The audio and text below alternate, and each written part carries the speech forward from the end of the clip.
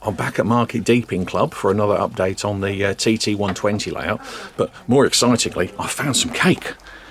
But I'm not allowed to know about that until we do our update. So let's see what the guys have been up to. Oh. Phil, welcome back to Market Deeping Model Railway Club. And we're very close now to Doncaster, 1 week today. And, well, we're going to be there. And as you can see, the guys have really pushed effort into it. In fact, we're working until the very last minute. You can see Aileen's touching up some of the cliff faces, and we've got trains running in DCC. So it's there. There's a huge amount of progress gone on since the last update here, Bill. Well, that's right. And there's various things. There's been one or two little hiccups here and there. And I must say a thank you to some of our suppliers, through yourself, where we've managed to pull things off at the very last minute. We've got the chips done very quickly. At Digitrains, they turned them around within a week for the sound on the locos. We had decoder problems where Rails of Sheffield turned them around in 24 hours. So everyone's really pulled to it. And brilliant. Go on then, run us through what we've done since the last update. I think basically, if we start off with Mick, he's done the ballasting. So Mick, would you like to? Yeah, we've now completed all the ballasting all the way through. It stuck well. There was always a worry when you ballast it that it doesn't glue. There was one or two little places, but I think it really improves the look of the line. And this is the special ballast that's been developed. That Maxi models do. Yeah. We mix grey with their red together. So that's all stuck. Presumably normal PVA sticking? Yeah, 50-50 with water PVA. Dash of washing up liquid. It's a very fiddly job, though, I imagine. It is. So you just have to get onto it and get it done. Yeah, get onto it. Right, okay. And so the ballasting's looking good. And it really does help pull the layout together, doesn't it? It does. Yeah. Okay. And what's next then?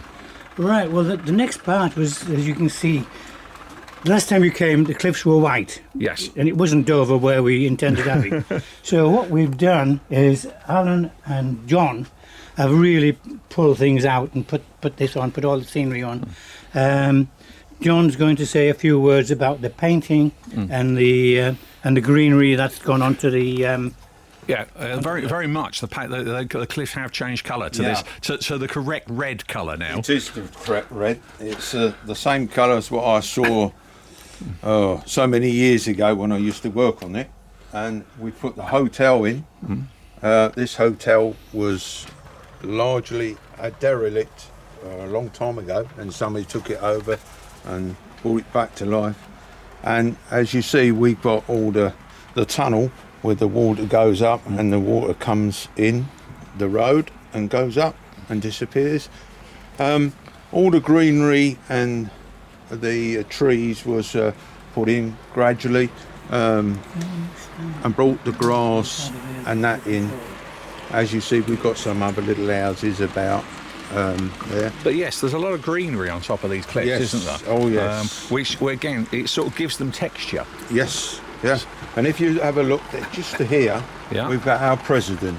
He's having a look. Why is it? Why he's contemplating? He might be contemplating. Yes. So he's standing on there. Now these have got a name, haven't they? These particular cliffs. Bishop and the Clerk. Sorry. Bishop and the That's Clerk. a bishop. The parson. Yeah. The parson had an argument with the devil. Ah, right. And the devil turned him into rock. Fair enough. And that's the official. So let's hope your chairman's not having the same argument. Right, now you've based all this on photos, haven't you? Yes, we've got some photographs of what it looked like now. Which shows just how much greenery there is on top, actually. Take that way, and you can see how much green there is, or was, and some of it is all died off. But as you see, we've got it. Yes, but you've put it on onto a and you can see the backdrop. Now the back scene. The back scene is absolutely stunning. Let's not mess around. This is one of the best back scenes I've ever seen on the model railway. It's absolutely stunning. Where did it come from? You didn't buy this down your local model shop? No, we're very fortunate. One of our club members, Graham Hobbs, used to be our art teacher, and he's very kindly painted it for us. And what a superb job he's done of it. It's difficult to get because obviously it is largely hidden behind the scenery, which is as it should be. That's right, yeah, But actually. Yeah. look at you've got an aeroplane that glints in the sun, and then we come down this end and we can actually see the sound.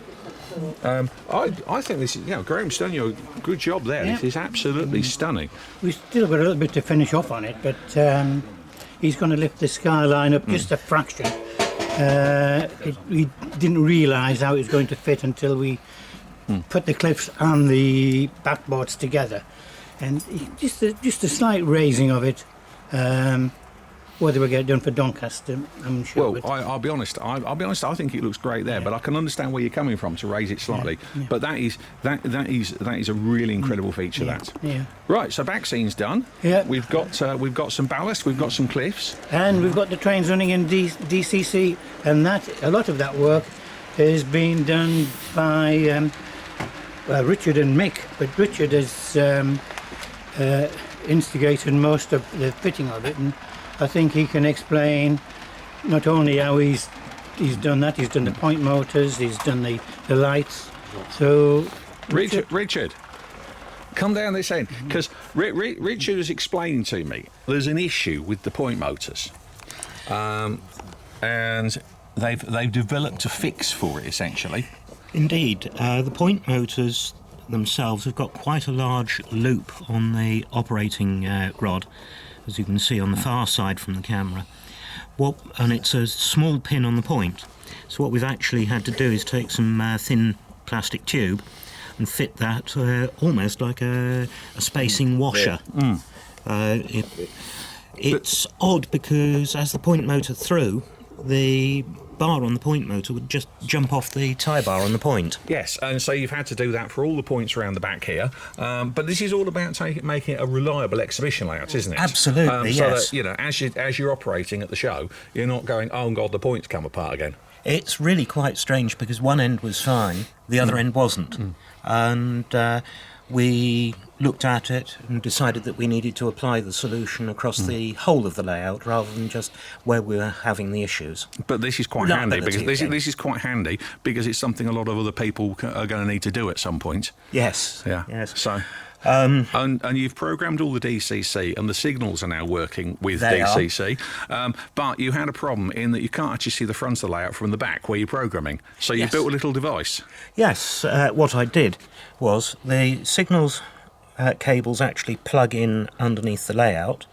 So a couple of LEDs in a connector block to match the plug under the layout. Plug that in place of the signal, and you can see what the signal decoder's doing. That sounds very sensible. Just sit literally by the signal decoder and watch what it does, and then just plug the signal in, and away you go. At least that's the theory. Seems to work okay. Right. Now, I think one of the things we were discussing is that the layout's not going to be operated from the back in a conventional way. Actually, you're probably going to have an operator stood at either end of it. Yes, that's the plan. We are going to be using the club's NCE equipment for Doncaster, and we've actually got two handsets so that we can operate up and down lines from either end of the layout. But also the advantage of that is that the operator can actually see the signals. And the operator can answer questions because there's a lot of thinking goes on, and all these updates have been very popular. You're actually proper public face, aren't you? Yes. So the operators will be able to answer questions at the same time. Because let's be honest, it's not a particularly complicated layout to operate, but but there is this is more than just the operation. It's how the sea was developed, how the scenery was developed, the joys of working in TT 120. So hopefully that's going to work. And from there we've done the coastal part, and Dash will explain. You can see now how it's much calmer, and Dash will explain. Yes, Dash, last time we saw this, it was stormy weather. That's right. It was the 4-year-old me having an artistic attack, basically, on playing with fiberglass and things like that. But this is far calmer. That's right. Yeah, Yes. and get your deck chair out on this one. Yes, we've actually got proper sand from the location as well. So we've retained the colour of that. Normally when you apply sand, you would saturate it with PVA, but that changes the colour. So we put a bed of PVA on, laid the sand on top, and then sprayed it with Plasticoat adhesive on top. Oh, and that that's retained neat. the colour. That's neat. Now the water's different because you've not used fiberglass last time for That's the right. water. So this time- and this being smoother, I presume this isn't fiberglass. No, this is the Deluxe Materials solid water coming into play here, along with their waves. Those are being coaxed into position using cocktail stick, of all things. You roll it as you apply it, and you give sort of small wave crests as a result of it. Was So- it easy to use? Very, Oh, very. brilliant. Quite. The first time I've used it, and it's very well behaved. Takes about 8 hours to cure, and then you can touch it up with paint afterwards. So a Nice. little bit of acrylic, and away you go. That's very nice.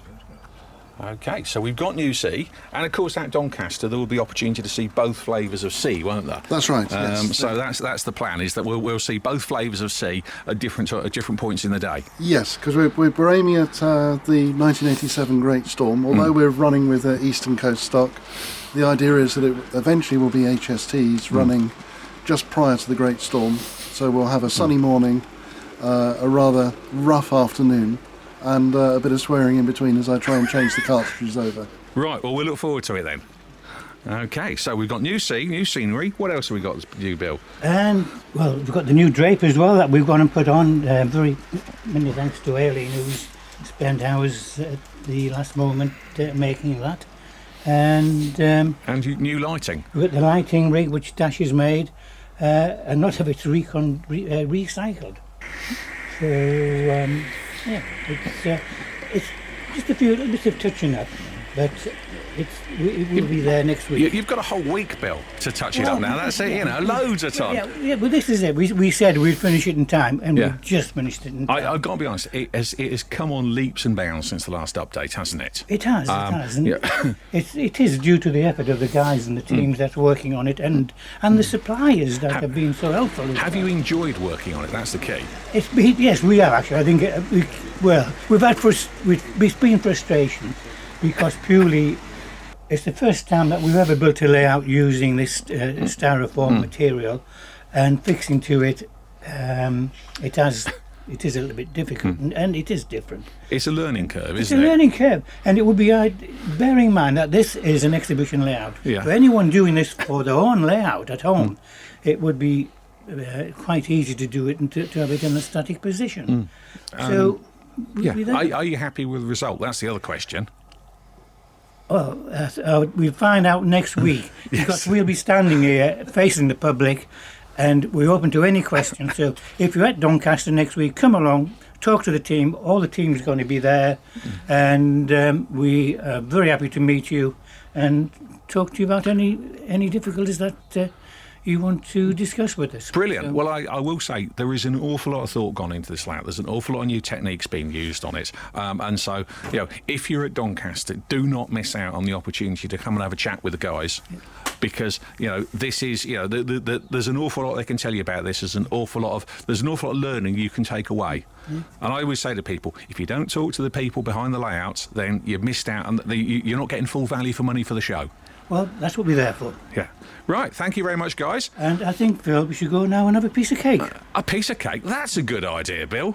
See you, Doncaster.